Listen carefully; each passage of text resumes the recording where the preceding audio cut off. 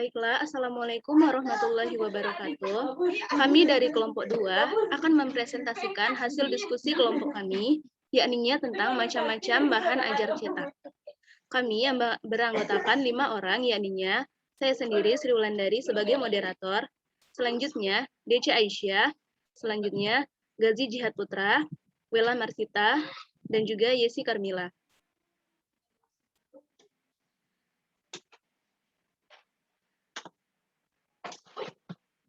Baiklah, langsung saja materi pertama, yakni pengertian bahan ajar cetak yang akan dibacakan oleh DC Aisyah.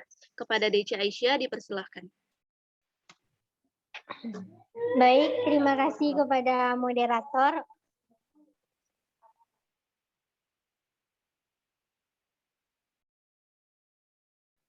Baik, terima kasih kepada moderator. Saya DC Aisyah, NIM 19004005 akan menjelaskan pengertian tentang bahan ajar cetak. Bahan ajar merupakan segala bahan yang disusun secara sistematis yang menampilkan sosok utuh dari kompetensi yang akan dikuasai peserta didik dan digunakan dalam proses pembelajaran dengan tujuan perencanaan dan penelaahan implementasi pembelajaran. Hal ini merupakan pengertian menurut Prastowo tahun 2011.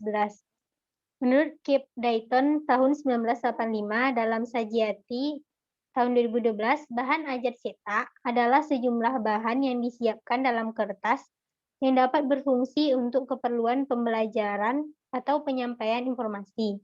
Dengan kata lain, bahan ajar cetak dapat diartikan sebagai perangkat bahan yang memuat materi atau isi pelajaran untuk mencapai tujuan pembelajaran yang dituangkan dengan menggunakan teknologi cetak.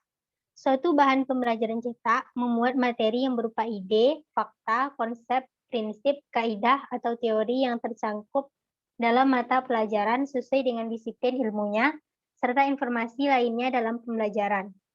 Sekian dari saya. Terima kasih, dikembalikan ke moderator. Baiklah, terima kasih kepada Saudari Deca. Selanjutnya, karakteristik bahan ajar cetak yang akan saya jelaskan sendiri. Beberapa karakteristik yang dimiliki oleh bahan ajar cetak, yakni yang pertama, mampu membelajarkan sendiri para siswa atau self-interaction. Artinya, bahan cetak harus mempunyai kemampuan menjelaskan yang sejelas-jelasnya untuk membantu para siswa dalam proses pembelajaran, baik dalam bimbingan guru maupun secara mandiri. Yang kedua, yakni bahan ajar cetak bersifat lengkap atau self-contained. Artinya, memuat hal-hal yang sangat diperlukan dalam proses pembelajaran. Hal tersebut adalah tujuan pembelajaran atau kompetensi, prasyarat, yaitu materi pelajaran yang didukung atau perlu dipelajari terlebih dahulu sebelumnya, prosedur pembelajaran, materi pembelajaran yang tersusun sistematis, latihan atau tugas-tugas, soal-soal evaluasi beserta kunci jawaban, dan tindak lanjut yang harus dikerjakan oleh siswa. Dan yang terakhir adalah mampu membelajarkan peserta didik atau self-interaction material. Nah, artinya dalam pembelajaran cetak harus mampu memicu siswa aktif dalam proses belajarnya. Bahkan membelajarkan siswa untuk dapat menilai kemampuan belajarnya sendiri. Sekian tentang karakteristik bahan ajar cetak. Selanjutnya, macam-macam bahan ajar cetak yang akan dijelaskan oleh Wela Marsita. Kepada Wela, dipersilahkan. Baiklah, saya Wela Marsita akan melanjutkan materi mengenai macam-macam bahan ajar cetak, yang mana bahan pembelajaran yang dikembangkan cenderung pada bahan pembelajaran yang berbentuk tercetak. Sebagai berikut, yang pertama yakni buku. Buku adalah bahan tertulis berupa lembaran dan dijilid yang berisi ilmu pengetahuan yang diturunkan dari kompetensi dasar yang terdapat pada kurikulum yang berlaku untuk kemudian digunakan oleh siswa. Beberapa peranan dan kegunaan buku ajar sebagai berikut. Yang pertama, mencerminkan suatu sudut pandang yang tangguh dan modern mengenai pengajaran serta mendemonstrasikan aplikasi dalam bahan pengajaran yang disajikan. Yang kedua, menyajikan suatu sumber pokok masalah atau subjek mater yang kaya, mudah dibaca, dan bervariasi yang sesuai dengan minat dan kebutuhan para siswa. Yang ketiga yaitu menyediakan suatu sumber yang tersusun rapi dan bertahap mengenai keterampilan-keterampilan ekspresional. Yang keempat, menyajikan bersama-sama dengan buku manual yang mendampinginya metode-metode dan sarana-sarana pengajaran untuk memotivasi siswa. Yang kelima, menyajikan fiksasi awal yang perlu sekaligus juga sebagai penunjang bagi latihan dan tugas praktis. Dan yang terakhir yaitu menyajikan bahan atau sarana evaluasi dan remedial yang serasi dan tepat guna. Bahan ajar cetak selanjutnya yaitu modul. Modul dapat dipandang sebagai paket program yang disusun dalam bentuk satuan tertentu guna keperluan belajar. Sebagaimana yang disampaikan oleh pendapat Setiadi 2014 yang menyatakan bahwa modul merupakan paket belajar mandiri yang meliputi serangkaian pengalaman belajar yang direncanakan dan dirancang siswa secara sistematis untuk membantu siswa mencapai tujuan belajar.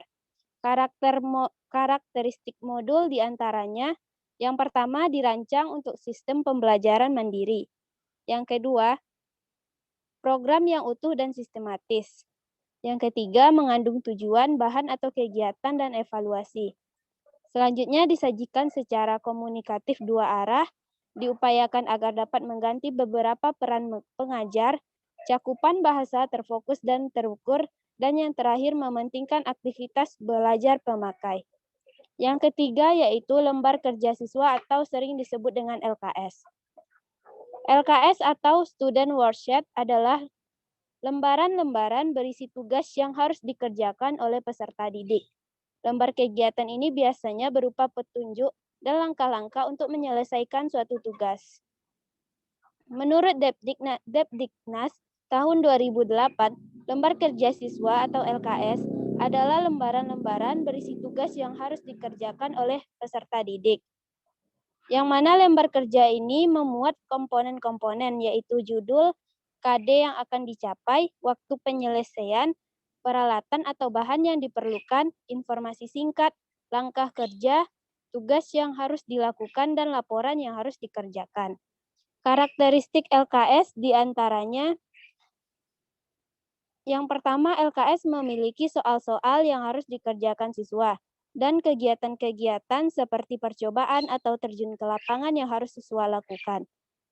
LKS merupakan bahan ajar cetak yang mana materi yang disajikan berupa rangkuman yang tidak terlalu luas pembahasannya, tetapi sudah mencakup apa yang akan dikerjakan atau dilakukan oleh peserta didik. Dan karakteristik yang terakhir, yaitu memiliki komponen-komponen seperti kata pengantar, pendahuluan, daftar isi, dan lain sebagainya. Sekian materi dari saya, dikembalikan kepada moderator. Baiklah, terima kasih kepada Wila Marsita. Materi selanjutnya akan dijelaskan oleh Saudari Yesi Karmila. Kepada Yesi, dipersilahkan. Baiklah, saya Yesi Karmila akan melanjutkan materi bahan ajar cetak yang keempat yaitu handout. Handout berasal dari bahasa Inggris yang berarti informasi, berita, atau surat lembaran. Handout termasuk media cetakan yang meliputi bahan-bahan yang disediakan di atas kertas untuk pengajaran dan informasi belajar. Biasanya diambil dari beberapa literatur yang memiliki relevansi dengan materi yang diajarkan atau kompetensi dasar dan materi pokok yang harus dikuasai oleh peserta didik. Handout adalah bahan tertulis yang disiapkan oleh seorang guru untuk memperkaya pengetahuan peserta didik termasuk pada media ajar cetak. Handout merupakan bahan tertulis yang disiapkan oleh seorang guru untuk memperkaya pengetahuan peserta didik. Selanjutnya, karakteristik handout. Yang pertama, padat informasi dan dapat memberikan kerangka pemikiran yang lebih utuh. Yang kedua, sebagai media pengajaran penjelasan yang lebih rinci tentang isi handout masih harus diberikan oleh guru yang mengadakan pembelajaran. Yang ketiga, handout diberikan pada awal atau sebelum pelajaran dimulai dan merupakan catatan tambahan bagi siswa. Yang kelima, latihan kerja praktek atau job sheet. Job sheet adalah suatu prosedur kerja praktek yang terbentuk lembaran-lembaran yang meliputi tujuan dan penugasan praktikum dengan tujuan agar siswa dapat belajar secara mandiri tanpa dengan bimbingan guru, serta berfungsi sebagai pegangan siswa saat praktikum. Sehingga dapat disimpulkan bahwa job sheet merupakan salah satu bahan ajar berbentuk lembaran-lembaran kertas berisikan materi ringkasan serta petunjuk-petunjuk pelaksanaan tugas yang mengacu kepada kompetensi dasar yang harus dicapai dengan tujuan untuk mempermudah siswa dalam mempelajari langkah-langkah kerja ataupun materi ketika kegiatan belajar dan mengajar berlangsung maupun ketika siswa ingin belajar mandiri di luar sekolah. Selanjutnya, fungsi job sheet. Fungsi lembar kerja praktek atau job sheet adalah sebagai berikut. Yang pertama, sebagai bahan ajar yang dapat meminimalkan peran pendidik, namun lebih mengaktifkan peserta didik. Yang kedua, sebagai bahan ajar yang dapat mempermudah peserta didik dalam memahami materi yang diberikan oleh pendidik. Yang ketiga, sebagai bahan ajar yang ringkas dan kaya akan tugas untuk berlatih. Yang keempat, memudahkan pelaksanaan pengajaran atau penyampaian materi pendidik kepada peserta didik. Cukup sekian dari saya kembalikan kepada moderator. Baik, terima kasih banyak kepada Yesi Karmila atas penyampaian materinya. Demikianlah hasil presentasi diskusi kelompok kami. Terlebih dan terkurangnya kami mohon maaf. Sekian. Wassalamualaikum warahmatullahi wabarakatuh. Waalaikumsalam warahmatullahi wabarakatuh.